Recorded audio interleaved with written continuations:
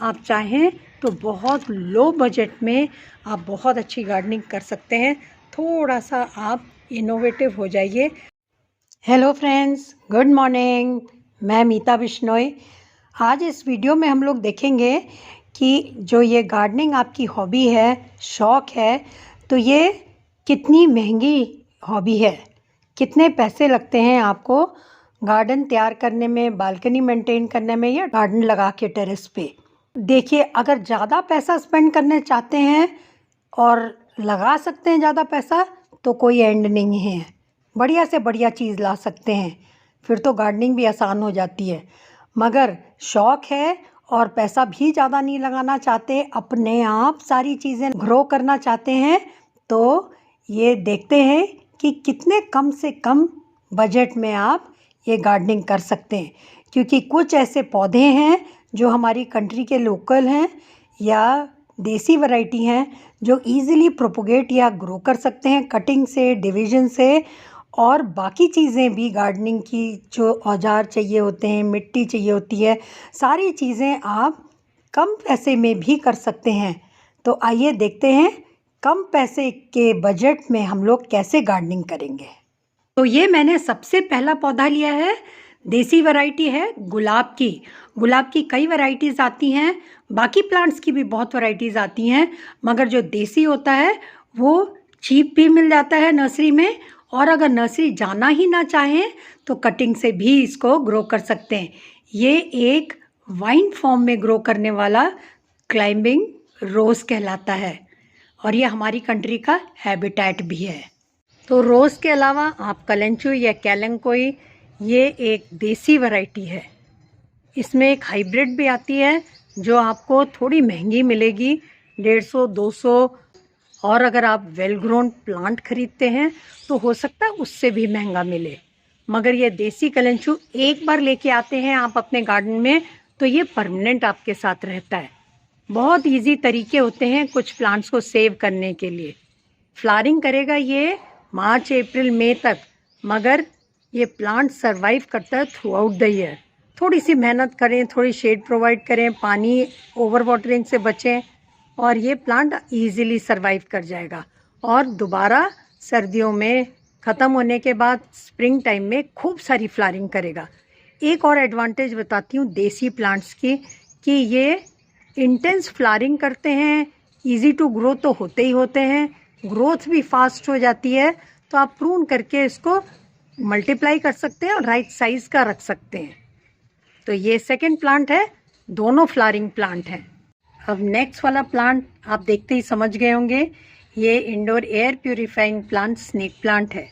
Snake plant बहुत easily grow करता है, बहुत इजीली मल्टीप्लाई करता है, कम केयर में ग्रो करेगा और इसकी क्वालिटीज़ भी बहुत सारी हैं और आप बहुत सारी वैरायटीज़ में से इसको चूज़ कर सकते हो। बड़े गमले में लगा सकते हैं या छोटे गमलों में भी लग जाता है। तो इसके लिए ग्राउंड पे लगाओ चाहे कहीं भी लगाओ, ये साइज़ के हिसाब से आप कंटेनर का साइज़ भी ले सकते हैं। ग्राउंड पे तो ये वैसे ही मल्टीप्लाई भी बहुत इजीली होगा। आप स्नेक प्लांट अलग अलग तरीके से लगाएं, आर्टिस्टिकली यूज़ करें उसकी कंटेनर्स को, तो आप बहुत अच्छे से इसके लिए एक कंटेनर तैयार कर सकते हैं हर साइज़ का। तो ये एक चीप प्लांट है, देसी है, हम लोग की कंट्री का हैबिटेट है। तो देखिए, ये 2-4 चीज़ें जो मैंने दिखाई हैं, इसमें कोई पैसे खास नहीं लगेंगे। कंटेनर ज़रूरी नहीं है कि आप बहुत महंगे महंगे लें। प्लास्टिक के कंटेनर्स होते हैं वो भी बहुत अच्छे होते हैं। देखिए ये वाला है, ये बहुत चीप कंटेनर है। इसके नेक्स्ट वाला ये वाला है, ये DIY है। उसके नेक्स्ट भी एक पौधा आया था इसमें और इसमें खाली हो गया था ये, तो उसमें मैंने स्नेक प्लांट ग्रो किया है कटिंग से। तो ये भी एक और स्नेक प्लांट है। तो DIY कंटेनर्स भी यूज़ करके आप गार्डनिंग कर सकते हैं। ये एक और DIY कंटेनर है जो डिस्पोजेबल कंटेनर्स आते हैं हम लोग टेकअवेज मंगाते हैं, तो खाना मंगाते हैं, तो ये कंटेनर खाली हो गया था, उसमें मैंने ये पिटोस्पोरम की कटिंग लगाई है। जब ये पानी में ग्रो कर जाएगा, रूट्स थ्रो कर देगा प्लांट, तो उसको मैं शिफ्ट कर दूंगी एक और DIY कंटेनर में। इसके अलावा आप यूज़ कर सकते हैं ये सिंपल बॉटल्स जो घर में होती हैं पानी में कुछ प्लांट्स ग्रो करने के लिए, तो ये सारी चीज़ें ऑलमोस्ट फ्री ऑफ कॉस्ट हैं। मगर अगर आप इसमें प्लांट खरीद के लगाते हैं तो थोड़ा बहुत पैसा लगेगा। ये सारे चीप प्लांट्स हैं। ये प्लांट्स आप इजीली कहीं से कटिंग ला के लगा सकते हैं और इनमें ग्रूटिंग भी हो जाएगी और देखने में भी बहुत खूबसूरत लगेंगे। का एक और कंटेनर में दिखाती हूँ जो मैंने ख़राब हो गया था। ये थोड़ी आग के पास रखा रह गया था, गैस के पास, तो ये थोड़ा सा बर्न हो गया था। कंटेनर था, इसमें मनी प्लांट लगा दिया था। देखिए कितना अच्छा बुशी हो गया है। तो कुछ ऐसे कंटेनर्स आपको भी अपने घर में मिल जाएंगे जो कंटेनर का कॉस्ट भी कटेल हो जाएगा और आपके घर गार्डनिंग इजीली हो जाएगी।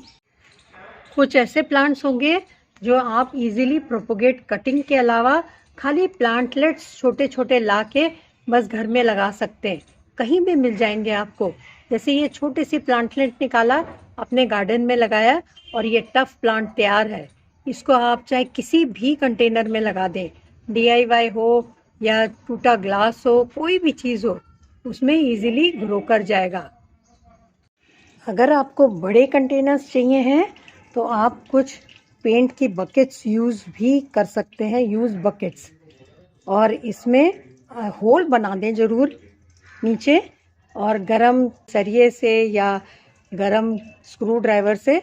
और ये वाला कंटेनर बहुत अच्छा रहता है। इसका जो पेंट का जो कंटेनर होता है, इसका प्लास्टिक बहुत अच्छा होता है, तो ये पेरिनियल प्लांट्स के लिए बहुत इफ़ेक्टिव है और देखने में भी बुरा नहीं लगता है। और एक और चीज़ है, इसको आप पेंट भी कर सकते हैं रेड कलर का या ब्रिक कलर का, जिसको हम लोग जनरली अर्दन पॉट को करते हैं। अब नेक्स्ट देखते हैं हम लोग सॉइल पे कितना पैसा लगाएंगे। अब सॉइल ख़रीदनी पड़ेगी क्या, क्योंकि आजकल सॉइल रेडीमेड मिलती भी है। अगर आप वेल ड्रेनिंग सॉइल बनाना चाहते हैं, बहुत सारी चीज़ें यूज़ नहीं कर सकते, तो आप कोई ड्राइड लीव्स ले सकते हैं।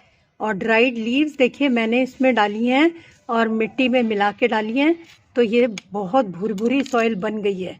और ये जितनी भी नीम के पत्ते मिलते हैं मेरे को, मैं ये इकट्ठा कर लेती हूँ और इनको क्रश करके सॉइल में डाल सकते हैं। मैंने तो इसमें मल्च की तरह भी यूज़ किया है और वैसे सॉइल के अंदर भी इसमें डाल रखा है। तो ये बहुत ही अच्छा मेथड है। आप बहुत लो बजट में गार्डनिंग कर सकते हैं। अब ये तो देख लिया कि सॉइल को हम लोग कई चीज़ें ऐसी मिला के जो फ्री में मिल जाती है नेचर से, आप इसको बहुत न्यूट्रिशियस, बहुत हेल्दी और बहुत वेल ड्रेनिंग सॉइल तैयार कर सकते हैं। और ये जो लीफ डाल रही हैं, जो सूखी लीफ है, ये लीफ मोल्ड का काम करेगी। धीरे धीरे करके ये मिट्टी में मिलती चली जाएगी और मिलने के बाद ये नाइट्रोजन रिच फर्टिलाइज़र बन जाएगी। तो ये आप बहुत अच्छे से यूज़ करें, ये बाकी फर्टिलाइज़र से भी अच्छी साबित हो सकती है। और अगर ऊपर भी स्प्रिंकल कर देते हैं जैसे मैंने कर रखा है, तो ये मल्च के काम आता है। फ्री में मल्च मिल गया, मतलब डायरेक्ट सनलाइट नहीं मिलेगी मिट्टी को, रूट्स ठंडी रहेंगी, पानी गर्मियों में जल्दी एवेपोरेट नहीं होगा और इसकी वजह से पानी बना रहेगा, रूट्स ख़राब नहीं होंगी। तो बहुत सारे एडवांटेजेस हैं। अब नेक्स्ट देखते हैं, अगर आप बहुत सारे औजार नहीं खरीद सकते, जैसे खुरपी है और बहुत सारी चीज़ें हैं, तो कोई प्रॉब्लम नहीं है। जैसे मैं यूज़ कर लेती हूँ, जो यूज्ड ये चाकू है, थोड़ा बड़ा वाला था, ये भी यूज़ करके आप खुरपी की तरह इसको यूज़ कर सकते हैं। प्लांट को निकालना है, शिफ्ट करना है, ये सब इनसे कर सकते हैं। तो अगर आप चाहें तो बहुत लो बजट में आप बहुत अच्छी गार्डनिंग कर सकते हैं। थोड़ा सा आप इनोवेटिव हो जाइए। अगर आपकी ये हॉबी है गार्डनिंग, तो ज़रूर करें। बहुत सेटिस्फाइंग होती है, बहुत खुशियाँ देती है और दिल को एकदम अंदर तक खुश कर देती है। जब भी आपको कोई थोड़ा सा भी अगर दिमाग में टेंशन है, कोई स्ट्रेस है, आप गार्डन में निकल जाइए, पौधों को देखिए और सारा स्ट्रेस ख़त्म हो जाता है। प्रोपोगेट करके देखिए, इनकी ग्रोथ देखिए, ऑब्ज़र्व करिए कैसे इस सीज़न में ये चेंज होता है, कैसे ये बिहेव करते हैं, क्या ये लाइक करते हैं, और आप इनकी ग्रोथ में, इनकी खुशी में अपने आप मस्त हो जाएंगे। Thanks for watching.